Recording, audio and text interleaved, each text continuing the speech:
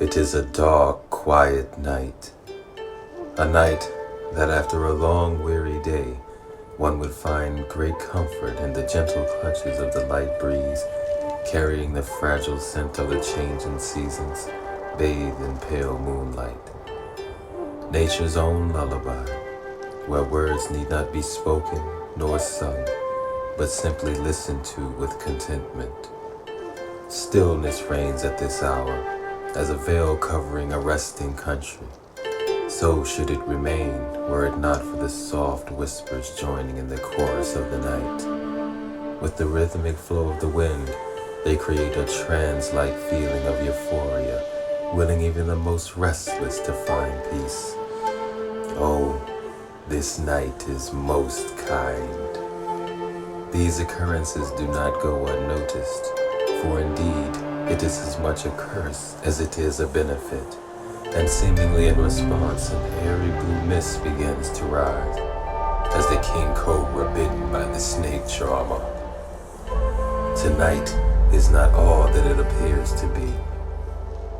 A figure stands rigid, yet relaxed, in a clearing covered from head to toe, softly illuminated by the rays of the partial moon. Had they always been there? Perhaps an artist drawing inspiration from this ethereal midnight, or one prospecting the thought of grave misconduct. These are the hours that can make either the best of dreams or the worst of nightmares. The whispers retreat to almost inaudible. Thin tentacles are all that remain of the mist as the figure turns slowly. The force of the blow sends the figure sliding back, still in counter position, still perfectly balanced. Excellent. A word said slowly as a sword unsheathed. Stepping forward, blade held outward, accepting the challenge was the figure's only response. A moment to savor, cherish even. There were few opportunities to meet an opponent such as this, but the job must be done. Straightforward, driving, almost silent was the next attack, except for the low whispers that appeared to trail the rush. But just as noiseless was the stranger's skilled counter for each strike. The eyes, the movements, reflected no fear or panic, merely a calm state of truth and resilience. This is not the description of a murderer, kidnapper, or black terror. The description given of the one to be found in this place. A warm sensation returns all thought to the encounter at hand. Indeed, a moment to treasure.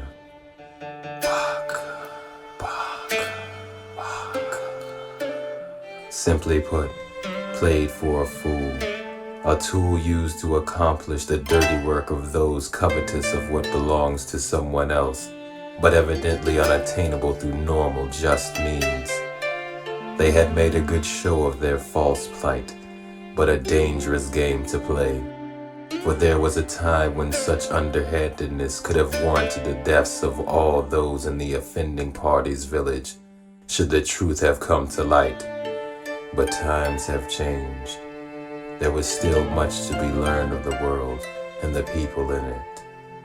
An apology was in order, but not before a grand finish to this fight. Taking sword and sheath in hand, in preparation for one last attack, the whispers once again rose and fell, intertwining with the long fingers of mist that too had risen. Oh, how beautiful is the night. The rush, a feigned attack meant to draw a now calculated response, flashed steel against steel, and in the moment they engaged, the sheath swung and tracked along the ever-silent stranger's blade, encasing him with a harsh twist, a solid collision shoulder to shoulder unarmed the figure and left him facing upwards from the ground. In defeat, the figure's eyes flashed brilliantly, not in anger or hatred, but rather in disappointment. Deki no yoi shikoto, my friend. Well done, came a voice from behind. It is true then. that the Whispering Clan still lives, being but a mere wanderer. Who would know of such things? You were watching. An indignant voice from below interrupted. A feminine voice. Yes, came the reply from the still unseen spectator. And if I had died? Oh, there was no danger in that, the voice answered. You seem certain, the woman challenged. Indeed, I was, answered the voice again.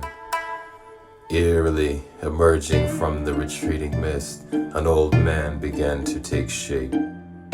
I am Momuro Akagawa, and this is Kasumi Owaru, descendant of the Mist Clan, self-proclaimed sentry of Hachi village. Slowly removing her covering to reveal the face of an angel, it suddenly became clear as to the ill intentions that had been put in motion. As if imposing upon the thought, Mamara spoke. Allow me to reason your purpose in coming here tonight. You were told of a person who considered themselves an avenging spirit living in this village, who had set fire to your neighboring village in retaliation of a failed business transaction, resulting in several deaths. The only evidence being an accompanying bluish light mist, a rather uncommon occurrence and therefore easily traceable. You were hired to bring the offender to justice, alive or dead, preferably alive. There was silence as he continued. It is quite alright, as I felt an encounter would give Kasumi a chance to test her progress. Though, even I was surprised to hear it was to be one of the Whispering Clan, thought to be long dead. She has been trained well, touching where her sword had scored against the right cheek.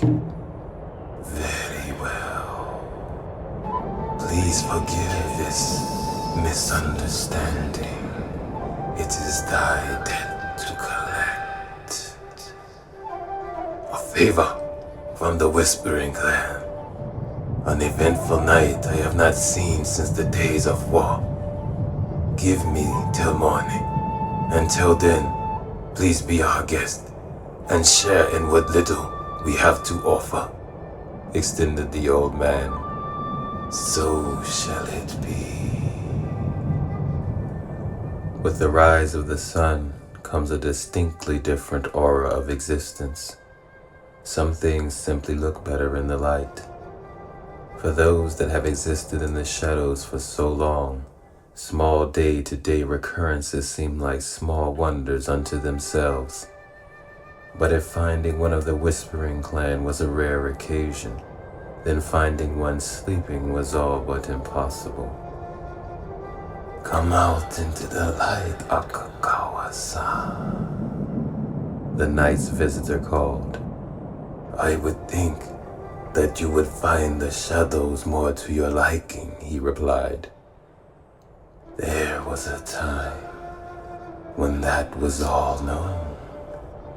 Darkness, shadows, silence, blind loyalty. But things change, and those that refuse to change are left behind, to live as they have, to perish. Change is the way of the world, Mamoru agreed. But all that is old should not be forgotten. The essence of history ought to be passed from one to the next, lest history be forever destined to repeat itself. My time here has seen plenty of both, he continued, and I fear the latter has arrived yet again. Kasumi is a flower born once every few generations, a unique being of beauty, grace, and talent. She was born to the name Rinyako, the cold night child. For her safety, It was change, as I am sure you know well the severity of clan conflicts. One of those very conflicts, how she came into my possession.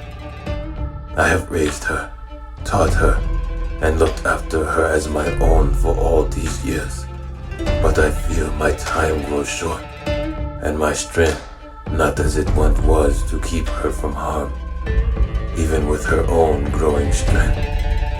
If I had but one wish to ask of you, it would be that one of the Whispering Clan, the ancient order of Century, continue watch over her when I am gone. You have but to ask it. I do, replied the old man. Then it shall be done. And thus it came to pass. It appeared the old man's worry had been for naught. Troubles with surrounding villages ceased, and the trio lived in relative peace. Aside from the odd suitor, who had heard stories of a beautiful woman who was rumored to be in a village of Hachi, though rarely seen, was said to be its guardian. The people of Hachi merely laughed it off as a tale of ghosts and the like, for they held dear their elusive resident and did not wish to see her go.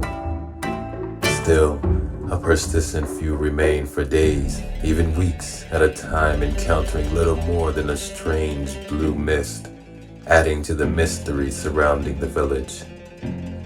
Kasumi continued her instruction under the old man, strengthening mind, body, and soul, and every so often light whispers could be heard playing in the wind, bringing a smile to her face. One evening, Kasumi abruptly asked, "Oto-san, who is it that I am to marry? It is a popular topic of the village." The old man, ever expectant of anything, merely replied, "I have raised you as my own, but it is still your own path to make. Whosoever you shall choose, I shall be in agreement. I trust your judgment, as you have trusted mine these long years." The Whisperer, "Do you think he would marry me?" she asked. "That is something you would have to ask him, if you can find him. I am certain." She cut him off, smiling mischievously. "He does still owe me a favor, does he not?" "I think perhaps you may want to have a little greater reason than a favor or to marry someone, Kasumi. I have seen you two together, a complement of one another, a bond. Us. It is none of my business." Laughing, Kasumi kissed him on the forehead. "I will find him," she said confidently. "He is here." Sensations in her blue-white haze having located him the moment he landed on the roof. "Well, I'm not," stated Mamoru, rising to leave. Good luck." The village of Hachi, in hearing that their beloved guardian was to be married, prepared a grand ceremony. Everyone, great and small, attended. For many, it was their first sight of the Whispering Wind, someone from the world of old, initially frightening given the legends of clans, but reassured in the fact that he was now one with Kasumi, their princess. Despite the joyous occasion, something still nagged at Mamoru, making him uneasy. "Speak," an airy voice bade him. "What is it that disturbs thy conscience?" Obviously, there was more to the legends than he knew. "It is nothing," he answered. "Just an old water reflex," sounding unconvincing even to himself. As the ceremony dwindled and everyone began to disperse, a large convoy moved through the village. Unknown as to who it was, the villagers bowed respectfully, giving way to the procession as it passed in silence. Coincidence it was not, but life moveth by its own drum. Only time will show all. Mataka, agreed Mama. Indeed. Again, as time passed, thoughts of ill-fated moments eased, especially with the birth of Kokoro, Kasumi and the whispering winds, baby girl. That is the last of them, a voice spoke from the dark. Bodies littered the house as death permeated the air. Good. Everything has gone according to plan. None shall stand in my way as sole heir to the throne. Ow! Be careful with that. Ow! Ow!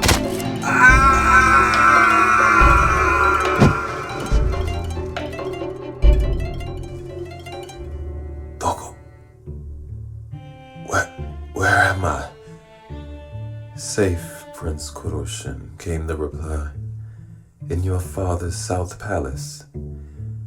How did I get here? What happened? You and your brothers were attacked while celebrating your birthday at your uncle's, the voice answered. Everyone was killed or left for dead, including the guards and staff. Given time, you will heal. Be patient. You have been sick for over a week, and your father dare not risk a relapse. You are his only surviving son. Only surviving son. I like the sound of that, Prince Kuroshin thought to himself. Very much indeed.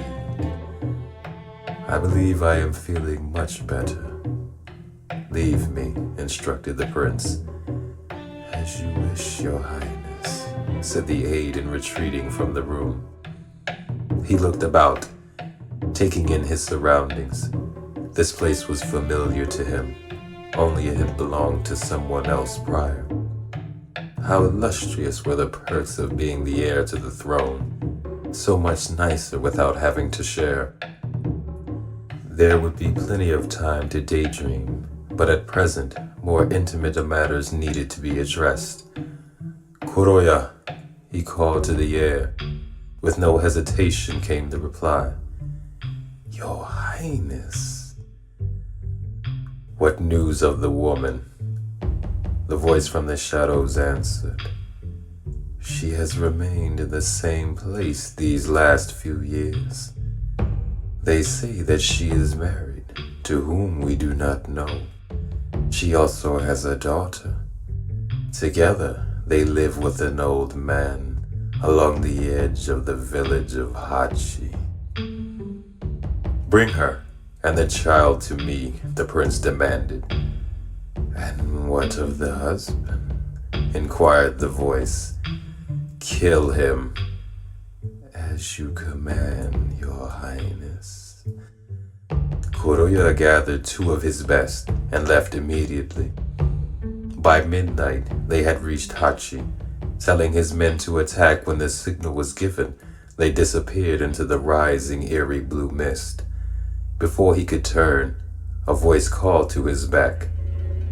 What is it you seek here at this hour? He answered without turning. I seek an audience with the guardian of Hachi.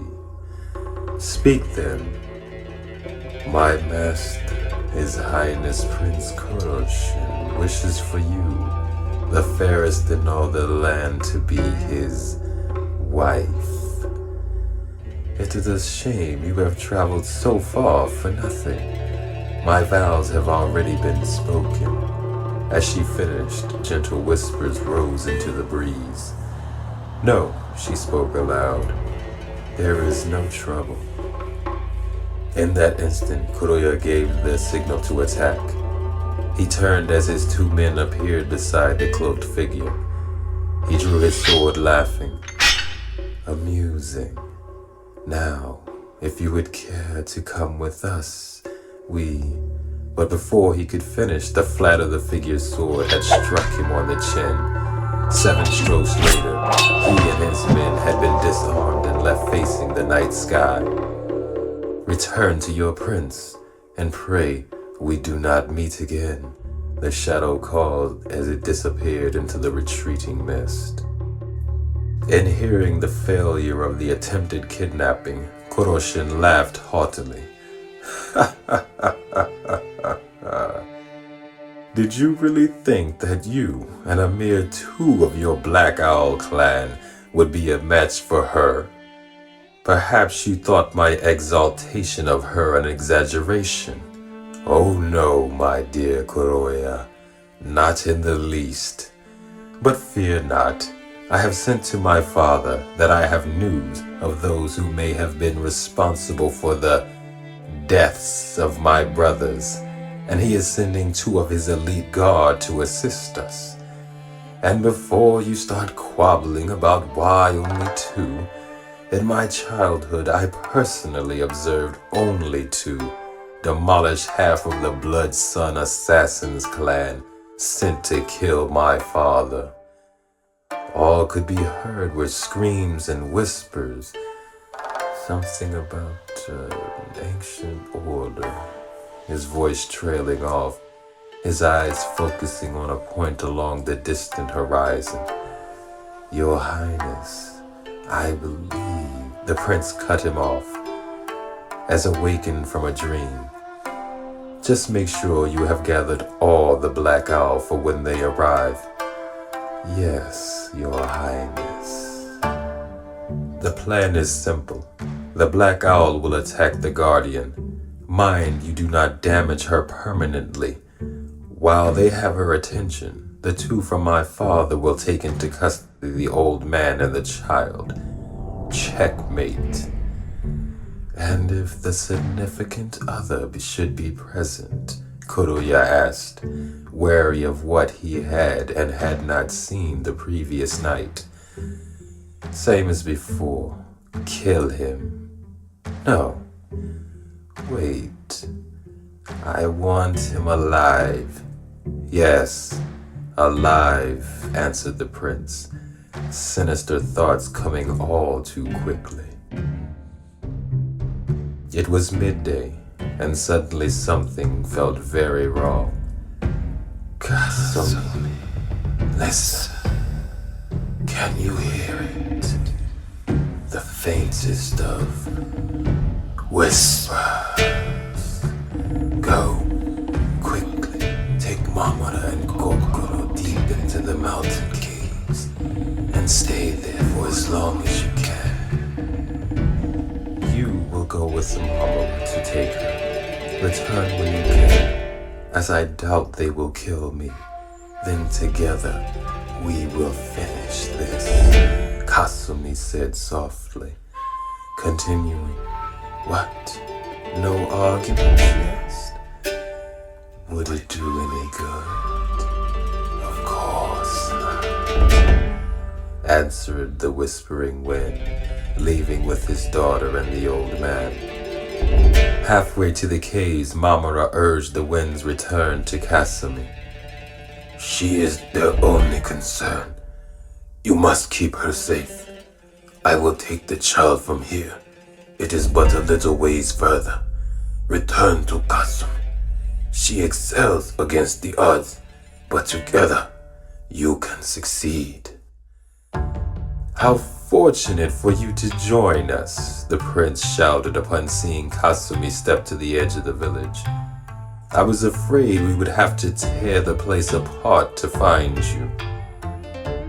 I am not for sale to you or anyone else. You have heard it from me personally. You are a prince, able to have anyone as you choose. Why settle for a lowly villager? Kasumi asked. Why indeed, replied the prince. Perhaps I know the true value of an exceptional woman, a woman not so easily found nor easily taken. I know that such a woman deserves only the best, and that is what I offer. I am happy. I am respected. I am appreciated and loved, Kasumi continued. a heavy mist beginning to infiltrate the area. There is nothing more you could offer me except death. Perhaps in time you will change your mind, the prince concluded. Take her. In response, 40 dark-clothed rays appeared in silence from all directions. The leaves began to rustle as if discussing the situation with one another. The still rising mist began to swirl, quelling the questions of their debate. The first wave of black owl advanced, surrounding the woman. Quite a great deal easier to see her in the daylight, wouldn't you agree, Kuroya? The prince remarked, though no less formidable. Before his words had finished, 5 of the first 10 had fallen. It was a dazzling sight. In and out of the blue mist, Kasumi flashed, every fiber of her being an extension of her sword. Many would fall before this day was done. But over time, the constant attacks were beginning to wear on Kasumi. For the Black Owl were no fools. If they didn't fight to kill, then they certainly had no wish to die in the process of capture. They took turns in rushing Kasumi, making sure she was thoroughly engaged, continuously, but remaining just out of reach to be killed. Most of them. Kasumi, knowing she would run out of strength before she could finish each assailant, knew she needed to give them a reason to fight in earnest, and turn her onslaught towards the prince himself, only to have all the remaining Black Owl come between them. An intelligent strategy given the circumstances, but entirely too late. Your strength will fail you before I run out of Black Owl, the prince chided. Why not put an end to this useless excursion? This? Kasumi laughed. This was just practice. But yes, let us put an end to this, shall we? Tossing away her sword, she fell to her knees. Before she had hit the ground, numerous coils of rope had draped themselves around her body, tightening till her movements were no more. Each rope acting as a restraint, she was brought before the prince. Now wouldn't it have been so much simpler to have come away with me willingly, the prince asked. I needed the practice, she replied. But I will say this, should you choose to leave now, there will be no retaliation, no questions asked.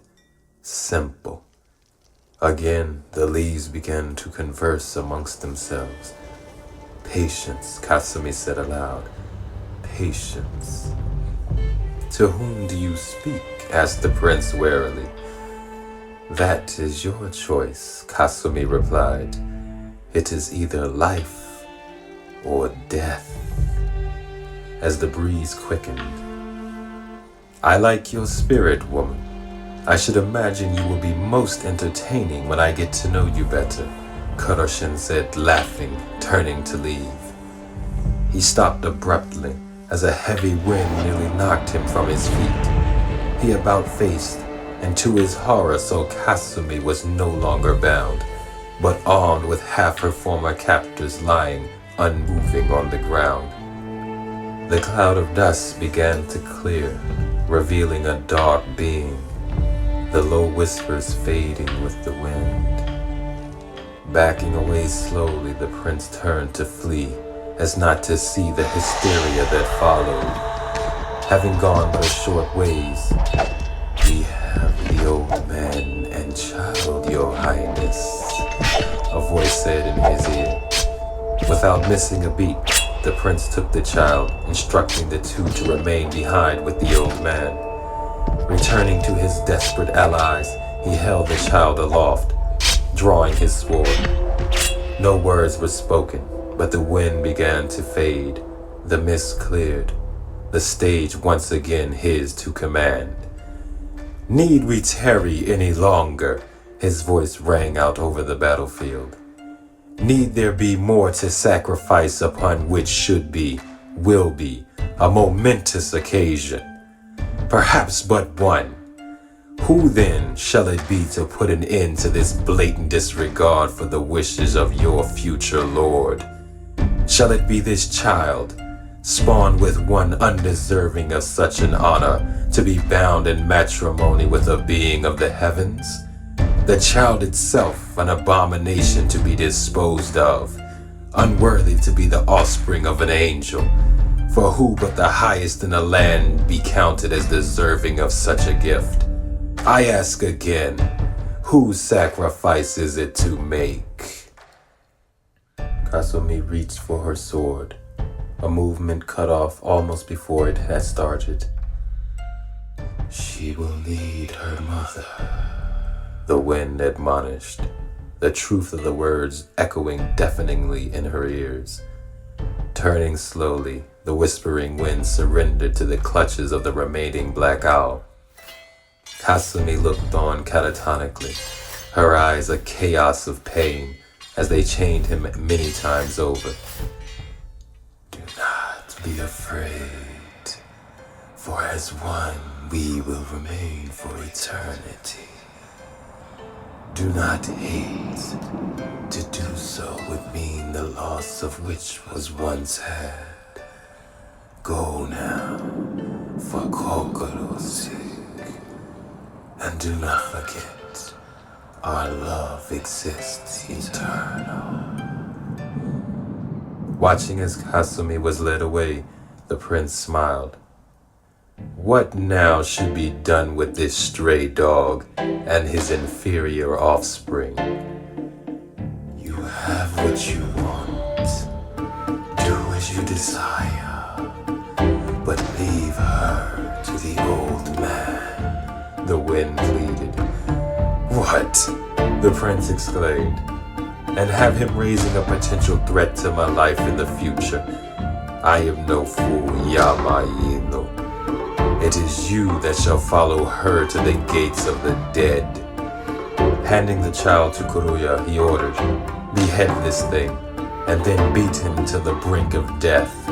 I shall make sure that the old man finds him, and should he survive, well, let's just say it will prove most interesting in time. In leaving, a mighty gale rose, carrying with it voices of pain and anguish. The prince, pleased his goals had again been accomplished, felt it praised for a job well done.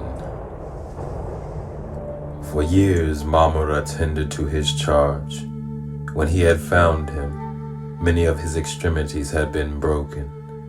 His body so badly beaten and slashed, he had nearly bled to death. But Mamura was no stranger to the casualties of war, nor the spirit, however diminished, of a true warrior.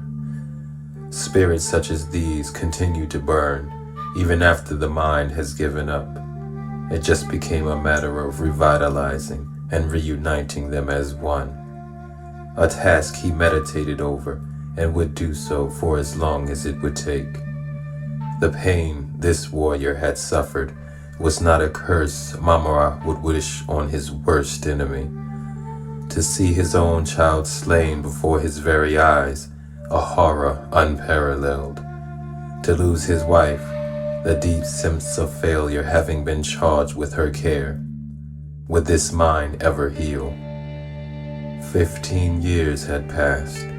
Perhaps it would be best to put an end to this insufferable pain. Contemplating his own pain at having lost Kasumi and Kokoro as well.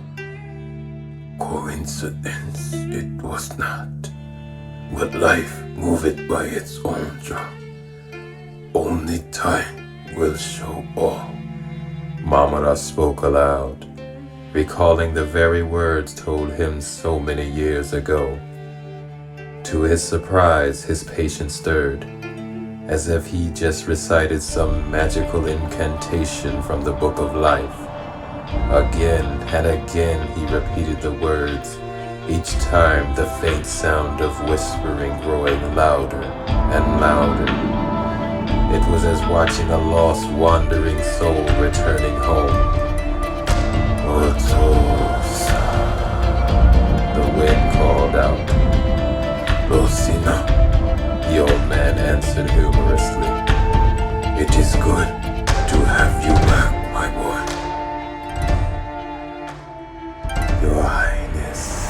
shadows called. He is awake. 15 years. You must have done a most despicable job on him. And what timing, Prince Koroshin remarked. Keep me informed of any changes. As you command, the shadows answered. One last card to play, the prince thought to himself. One last card. Stepping out onto a balcony to join the two guards his father had left to him, he inquired, "How is your star pupil progressing?" "She is a creature of extraordinary talent, Your Highness. Given time, she will prove more formidable than one would dare to imagine." Who is it the child calls mother? What is taught to her comes natural, as a child born to a distant clan. "Naught but her safety is any concern of yours," replied the prince. "But she is of rare breed, appearing once every 4 to 5 generations. Bring the child to me." And they departed with but a whisper. A short time later, "Father," a young woman's voice called out. "I am here, my child," the prince answered. "Come, let us walk in the garden." He started again. "As you know, our time here is a short one. Your mother and I have done our best to ready you for what lies ahead. You have been prepared to face anything, even death, and crush it beneath your feet. You have been groomed to succeed no matter the task, and that you shall, because you are my daughter. If I were to have one wish, it would be to know that even in death, you will be there to watch over your mother and myself. Should any harm befall this family by some mischance, you will be there to set right the wrong. Promise me this, my child. Promise." "I do," she answered solemnly. "I do." 3 months came and went. At last, the time for the final test has come, Prince Koroshin spoke to the darkness. "My daughter is with the 2 elites.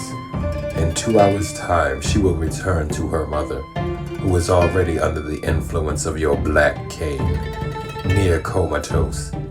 Make it look as if you have killed her and are leaving as she enters. Do not let her catch you, or your life will be forfeit naturally." "It will be done," the darkness returned. "Provisions have been made to cover the escape, though none can track the black owl." The settling of the late evening was shattered by a shriek of rage and horror. It has begun, thought the prince, the deviousness of his plot sending chills down his own spine. Moments later, his doors were burst open as his daughter ran in clutching a bloody rag. "She is dead, father. My mother is dead."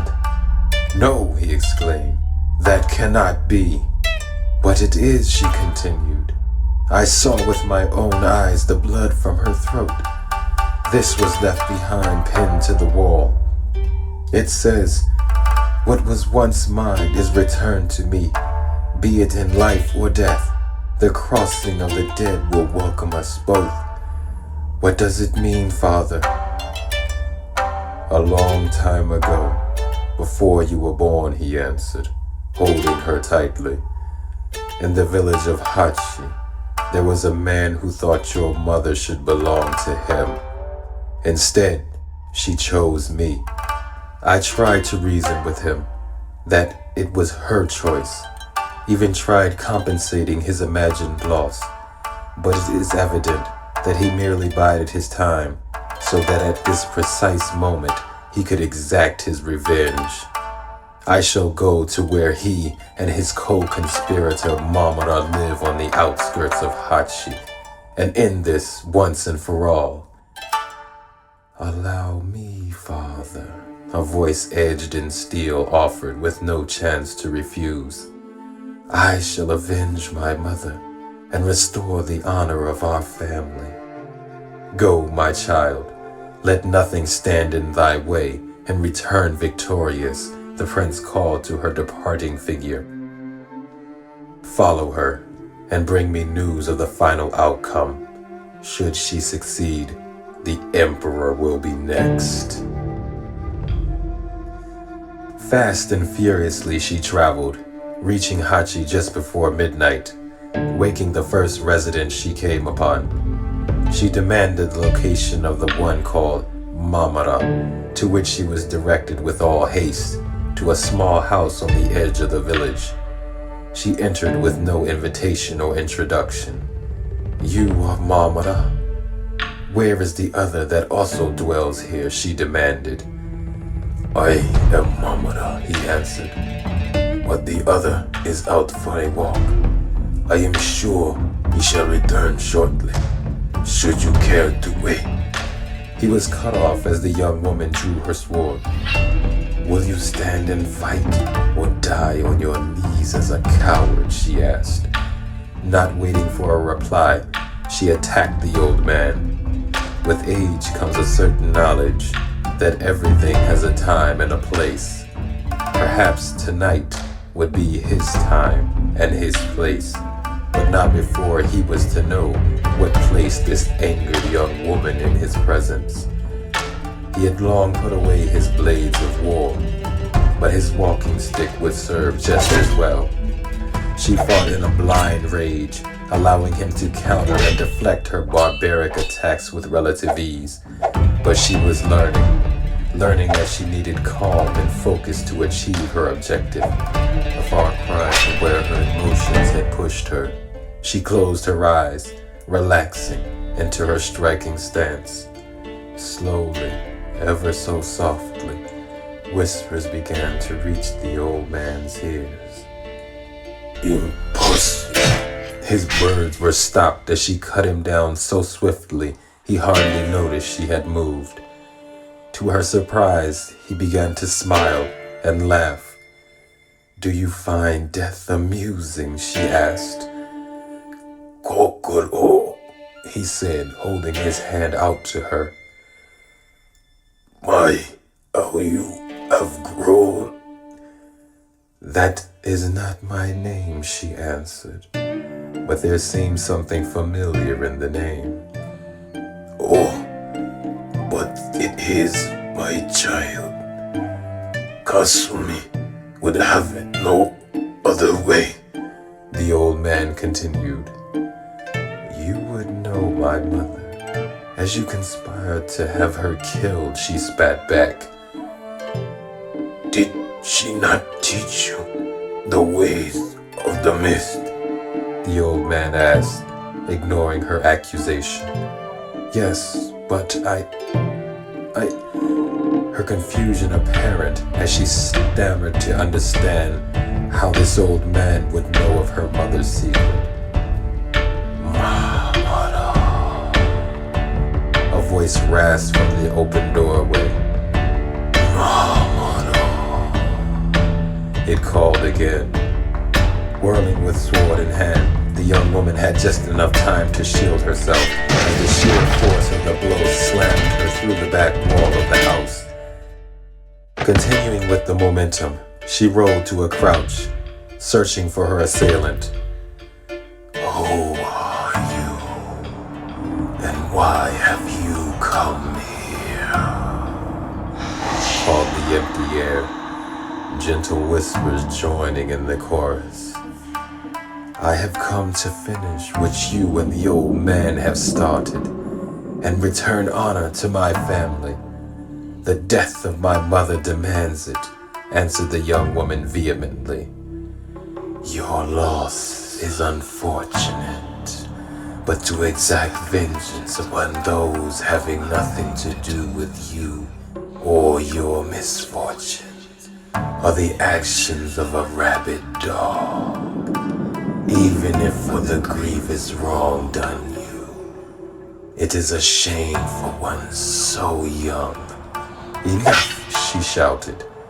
Do not attempt to lecture me with your empty words of hypocrisy. Another will die here tonight, and the truth shall be in the fading life of the fallen. So be it. As if by magic, the wind struck again, and if by a darker magic still, the young woman countered and offered a return stroke, gracefully cutting the cheek of the wind, giving him pause. Taking advantage of his momentary hesitation, she turned to the offensive, driving near reckless in her attacks, but with enough control that he was driven back, unable to do anything but remain defensive. Indeed, she believed her cause just. Conviction such as this is not born out of lying to oneself. Again she attacked, a barely controlled rage burning as a wildfire in her eyes. Never had the wind seen such fury. Those of the Whispering Clan do not fear death, for every battle could indeed be the last. But tonight, for the first time, the Whispering Wind believed that his time may have come. Pain exploded down his back, interrupting his thoughts. Dropping to his hands and knees, he brought himself back to her that stood before him. The words spoken earlier had been admirable, a grand attempt to reach out and perhaps end the battle before it could begin. But what it came down to is that they were just words, and to fail in the action of justifying those words would be a dishonor to the memory of his clan, the old man, his wife, and his child. Perhaps in another life, we could have been friends. The woman's voice spoke softly. But the time has come for this contest to reach its conclusion. Yes, the wind agreed, rising slowly, a chorus of whispers rising with him. Let there be no more hollow words or fragile shells of empty promises held. Let this be seen for the bare visage it is. Battle, where one shall live and one shall die. Come, dance with me. The winds rose with a howl echoing the fervor of their compatriot. The young woman looked on with disbelief. Who was this demon that the wind adhered to? A reflection for another time, she thought, her own fire burning within. Yes, here was just the sort of being that would kill for pitiful, misguided reasons, and so should he pay tenfold for his transgressions. Apart they stood, for what seemed an eternity, the winds of hell raging around them for what was to be the final clash. Their clothing billowed about as flags caught in the storm, their eyes ablaze with the intensity of battle, their minds empty, save the end game stretched before them. The world seemed to stop in the moment, flashed toward the other, the air itself scrambling to escape their rush. They collided with the force of two moons, her sword shattering on contact as the dull side of the Whispering Wind's blade smashed through to her collar, driving her to her knees. The earth fell silent as the dust and leaves settled back to the ground.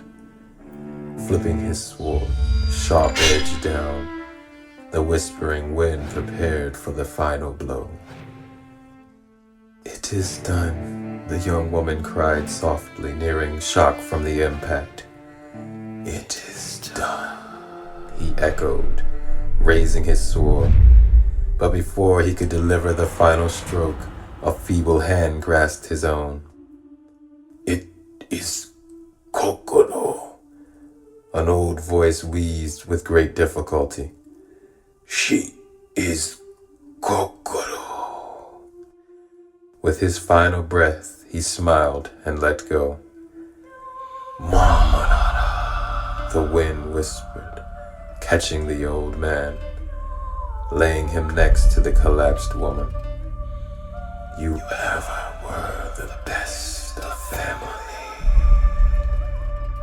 Setting fire to the funeral pyre, the wind paid his respects and prayed for a blessed journey to the afterlife for Mamara, a man who possessed the age characteristics of insight, kindness, and trust, a man who had been through a world of hurt and horror, but only reflected the good of human nature.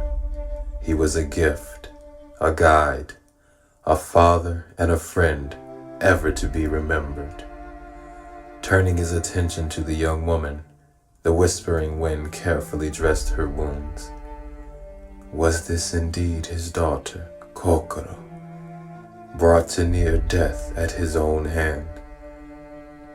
Gently caressing her face, he hummed the words of a lullaby long near forgotten.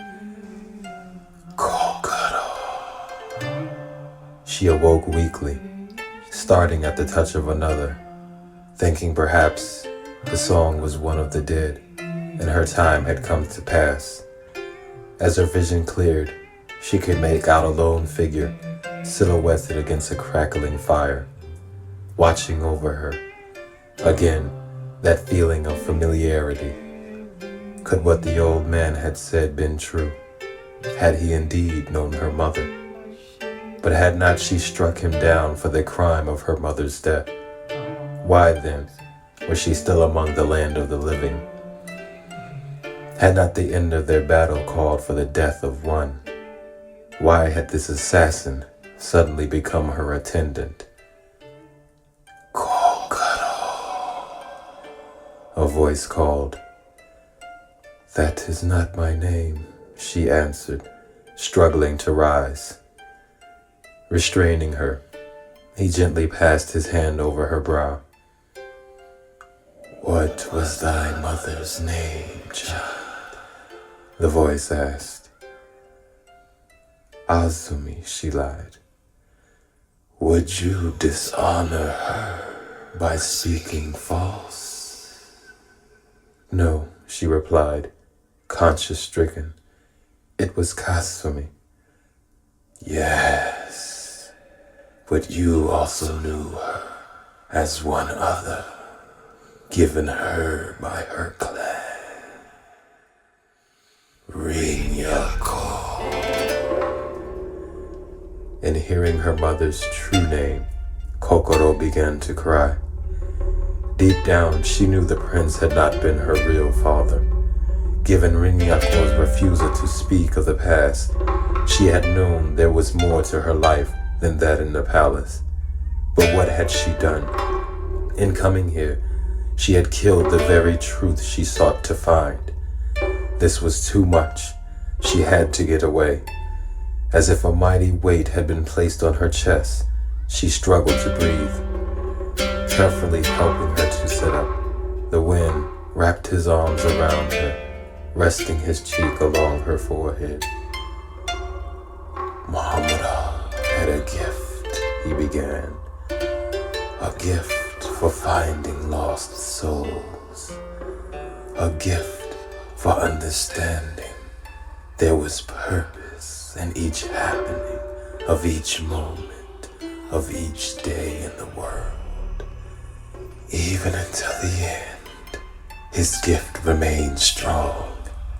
He knew his time had come, and if there was a sacrifice to be made, then he would make it with joy in his heart. Because what was once lost is now found. Cry not for him, child, for he now rests in a better place, knowing his family will be made whole again. He forgave you the moment he saw your true self. Let his smile be your lasting memory of the man who raised your mother. But that would mean, she started. Yes, child, you are home once again. Rest now. It has been a most trying night for you. His tears falling to her face. Welcome home. For a long time, he just stared at her, taking in the child that had been returned to him after so many years. A reunion almost destroyed had it not been for Mamura's intervention. She slept fitful at first, undoubtedly attempting to come to grips with all that had transpired through the night, fighting against what she had been taught and designed for, a familiar blue mist rising and falling with each sudden emotion, gradually fading away with the return of her father's voice in another rendition of her favorite lullaby, finally putting her at ease. Peace. How wonderful it is. But would her mother know peace? The child had condemned they whom she believed had killed her mother. Was Kasumi then dead? Having been tormented for years by a vile deception devised by Prince Koroshin, a man who held no compunction about doing whatever it took, no matter the cost or how twisted to have his way. Could this have been yet another device per his overall scheme? Should he not be made to answer for his heinous acts? Who then would be willing to challenge the future heir to the throne, suffering no delusions that such a road warranted no returns? Slipping into meditation, whispers arose echoing all the questions coursing through his mind. Revenge was not to be sought, yet answers were to be demanded. The truth be thy guide. What lieth on the path matters not. The old man's voice called. There are deeds that must be done, not just for one, but for all. She killed the old man, but herself defeated, unslain by the demon Prince Koroshin, the shadows called. How unfortunate, thought the prince. Had she succeeded, she would have made an ideal asset for furthering his ambitions. Nevertheless, having her remain alive, either of them, was something he could ill afford. Akuma? Demon, you say? Inquired the prince. It was as if he commanded the very air around him, the shadows answered. Tricks, the prince disregarded, no different than that of the Black Owl, recalling the peculiar talents of the clan. A bunch of tricksters but nigh untraceable, useful when given proper direction. Kill them both before they can recover, the prince ordered.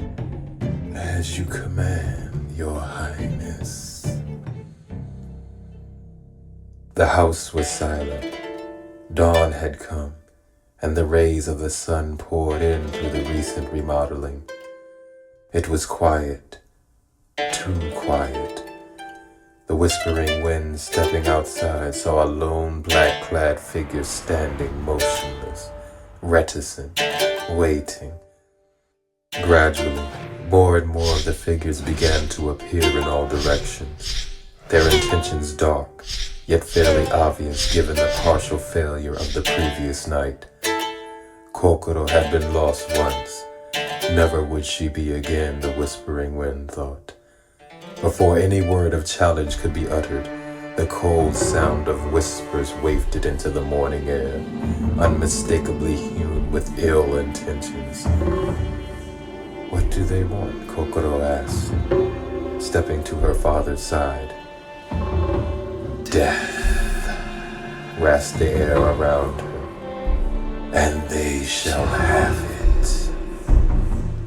Typhoon-like winds began to howl around them. Then, as if a chain reaction had been set off, the figures started to fall.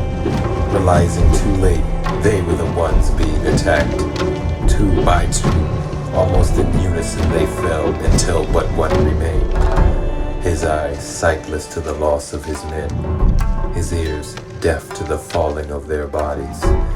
He had been the first to go. His men, waiting on his signal, never knew what hit them, so deft were the movements of the unknown assassins. Emerging through the turbulence, two men, side by side, came forward, dropping to one knee. Kokoro, in recognizing them as her teachers and protectors, raced forward to greet them, but they remained kneeling, motionless. She looked to her father, though he could offer no words in explanation. It was said that the heir of the Whispering Clan was no more. A voice emanating from one of the kneeling stated, "But there can be no mistake. He that calleth the wind his ally lives. Rise, unknown warriors. A noteworthy service you have done this day." The wind spoke. "None but the duty given," the other of the standing pair answered. "The child's safety assured." It was known she was not the offspring of Prince Koroshin, for she possesses the gift of the clan and a spirit not passed from such a man. For years, waiting patiently that her past be revealed, nothing came to light. Assurance that she was in the care of her mother took her away last night. But with the gathering of the Black Owl and her unexplained disappearance, uncertainty bade the following of the Black Owl to this place. They are the dark minions of Prince Koroshin and do no good. The wind spoke again. Your diligence in her care merits great thanks. What is it that can be favored thee? That it be allowed to serve once again the Whispering Clan, one proffered. So shall it be, the Whispering Wind agreed. They are all dead, slain by the tomb your father placed in your care, Kuroya reported. It appears the one you sent the child against is known to them. All of them, reflected the prince. Worthless crickets. Undoubtedly, they will return here for the child's mother. Take her to the dungeons. Assemble every available guard, mercenary, and killer, free or imprisoned, and ready them for an assault. Surely, Your Highness, it would be suicide to attempt such an impossible feat, Kuroya offered. Ignoring him, Koroshin made one last demand. And make certain no one whispers. Seeing Kokoro running around, happy and free as she recovered and resumed light training, melted away all the pain, anguish, and sorrow of the past 15 years. It was an indescribable joy, but a bittersweet joy. For this was merely the calm before the storm. A storm that would again threaten to destroy the family. There was no choice except to face the challenge and ensure one way or another that his family would be free. It was owed to Mamara, to the Whispering Clan, the Mist Clan, and all those under the rule of a wanton prince. Oto-san, Kokoro interrupted his thoughts. What troubles thee? The time has come that all should be made right, the wind answered darkly. The prince has much to answer for, and so should be held accountable. Prepare now for what may be the final act of the Whispering Clan. A sinister edge creeping into his voice. Let there be given much to remember.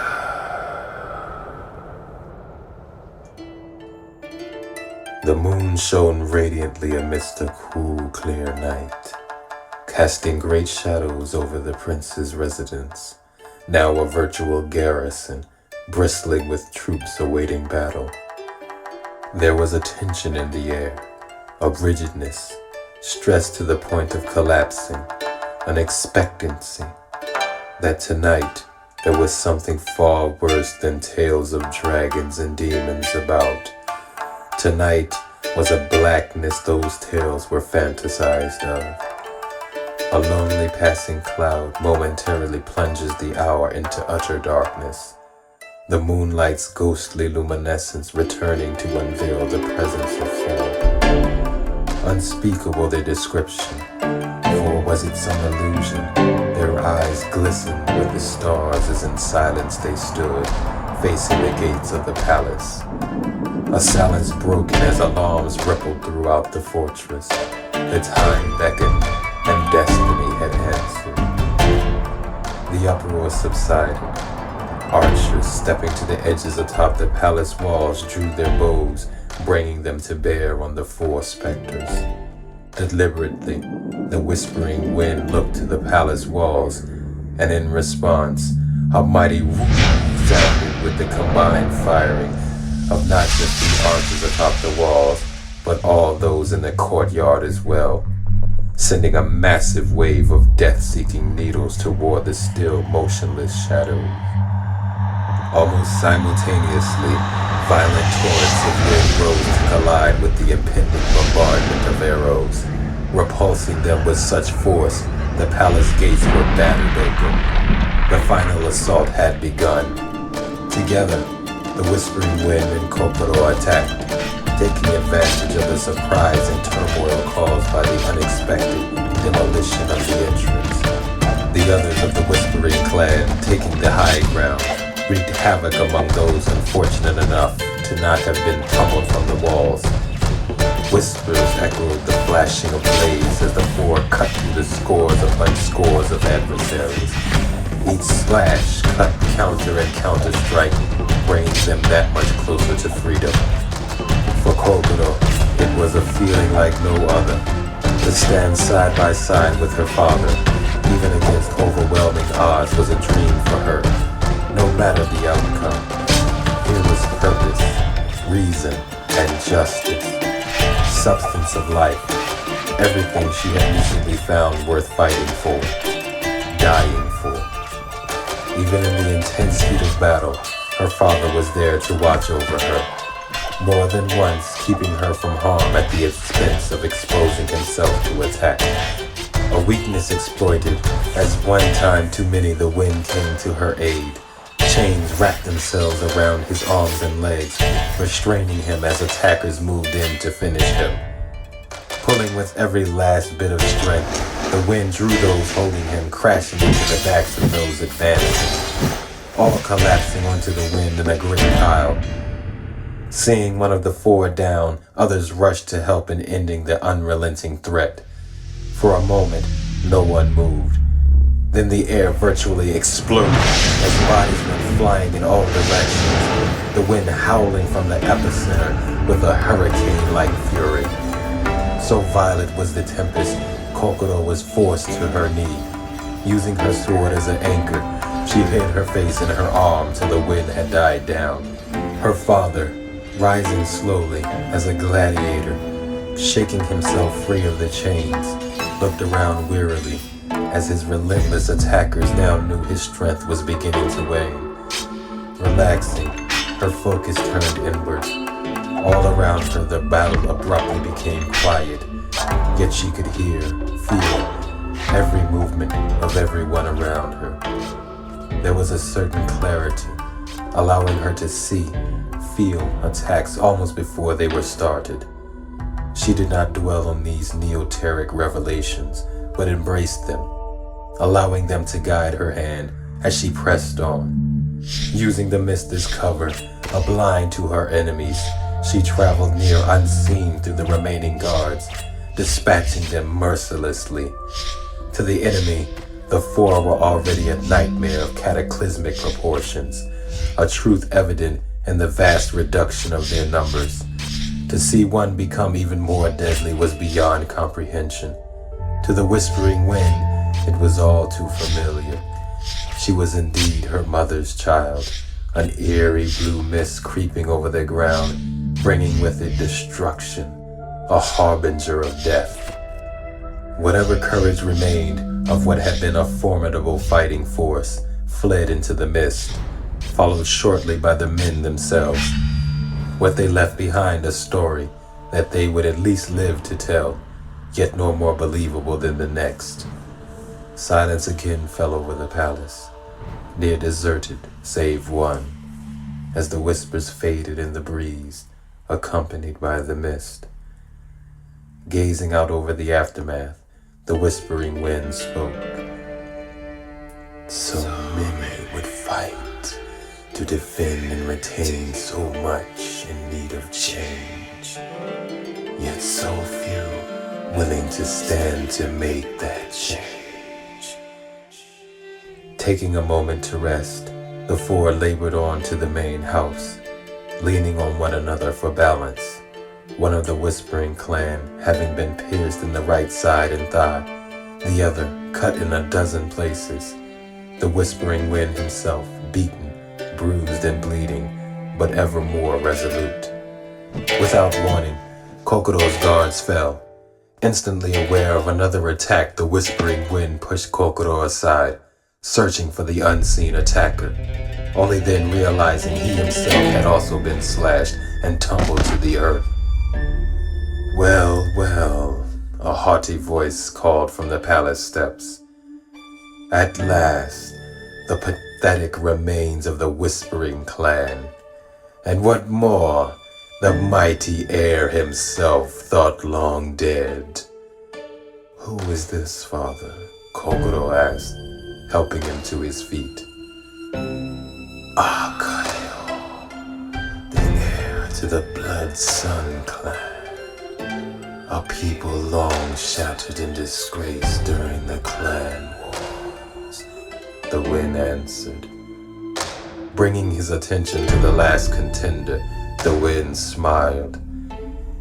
Is it misguided vengeance you seek, or perhaps merely to make a name for yourself in what little remains of your clan? I seek the eradication of the Whispering Clan.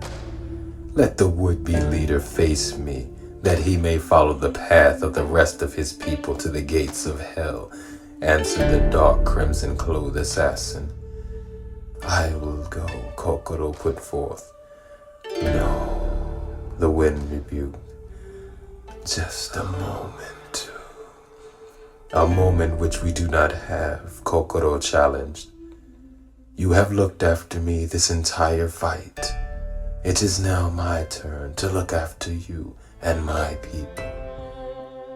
For a moment, they just stared at one another, the truth of the situation clear. You are right, the wind conceded. None here could stop you. He is of the Blood Sun. A people who rely on a certain perceptual sensory distortion, making it seem as though they are moving faster or slower than they really are, or appear closer or farther in their position if seen or heard. It usually works on the weak, unfocused, subjective mind. Given the weakened state here, allowed him to strike near unseen. Let your mother be your guide. She will lead you true. Without hesitation, Kokoro turned to face Akayo, escorted by a rising mist. What is this? Akayo laughed. That you would send a child to her death before your own. Still advancing, Kokoro answered. You asked for the heir to the Whispering Clan, and you shall have her, punctuating her reply by slashing at the laughing man.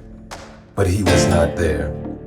In the midst of her confusion, he struck once, twice, again and again, Kokoro barely managing to avoid more severe damage by sheer quickness alone. Submit, child, the voice spoke softly in her ear. And I shall let you live on as my wife. Her answer, another vicious slash. Akayo evaded casually, leaping away, but in the next instant, again relentlessly attacking Kokoro. Let go of your grasp of what you think you see. her father's voice called to her. Feel what is there. Let the mist again be your eyes and ears. Though still under attack, the world once more was quiet to her, calm in the midst of a storm. Her movements fluid as she switched from a retreating defense to a balanced offensive. Her anticipation matching his illusion of speed, her cover of mist revealing his illusion of sight. The wind too had begun to stir. It would be over soon, of this much Akayo was certain. His one chance was to distract the young woman, just enough to make one final strike. Smiling, he drew 3 throwing knives and turned his back to Kokoro, launching them towards the whispering wind and his followers. Almost simultaneously, a massive gale washed over Akayo. As anticipated, her attack. Continuing his spin, he thrust his sword forth, expectant of her slightly delayed attack, and was rewarded in feeling it pass through flesh and bone. A victory short-lived as his stomach began to burn excruciatingly. Looking down, he saw a blade, her blade. Falling to his knees, he looked up where she still stood, an inferno in her eyes that offered no sympathy or remorse. Pity you could not save them, Akayo coughed with a smile, turning to see where he had thrown the knives. Who says I didn't? Kokoro answered, pulling his sword from her shoulder. Who says I didn't? She repeated once more before silencing him forever. Just as his eyes fell on his intended targets, still living, blown clear of harm by the air of the whispering clan. Owata, Kokoro confirmed. It is finished. Not quite, the wind reminded, looking towards the upper levels of the house. Not quite. Having observed all from his top balcony, Prince Koroshin felt the cold grip of fear and panic growing in the pit of his stomach. He had Kasumi, but after witnessing the demonic-like assault on his palace, he wasn't sure if it would be enough. Soft voices filtered through his troubled thoughts, soothing, hypnotic. Maybe death wouldn't be so bad. How do you wish to die? A voice from behind the prince asked, shattering his sense of euphoria and replacing it with paralyzing fear.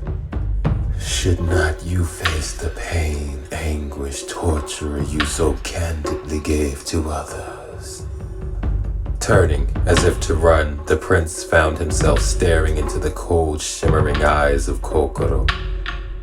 With your death, would not honor be restored, she asked. For the things I have done in your name, would not the forfeit of your life be the step towards reconciliation? I will not let my mother's death have been in vain. Drawing her sword, a chorus of voices joined with the removal of the blade. It was as if all those victim to the schemes and plots of Prince Koroshin cried out for his end. Dropping to his knees, the prince began his final gamble. I want your word, he proffered, that you nor your clan will seek revenge against me. Clearly not expecting those to be his last words, Kokoro looked to her father. Yes, his voice rasped. It has long been a suspicion. Where is she? He asked. Your promise first, replied the prince, still facing the floor. So be it. The wind agreed, beckoning Kokoro to him. Lest your actions fall against those undeserving. Kasumi lives, child. Just as he used you to control her, he always knew there was a possibility that you could turn on him, and in turn use her to control you. Kokoro remained silent, but nodded in agreement and understanding, sheathing her sword. Feeling the two pairs of eyes burning into his soul, Prince Koroshin rose and led them down to his prison where Kasumi was being held. Her body, leaning against the side wall to the rear of the cell, did not respond to the appearance of her visitors. She looked a mere shell of her former self. There was a flash in response to her as the wind slashed through the bars, not bothering to wait for the key.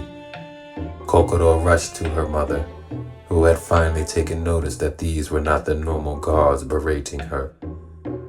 "Kokoro," she asked, wanting to believe this was no trick of insanity. Grasping her with both arms, she held her child, still oblivious to the remaining two persons just outside of the cell.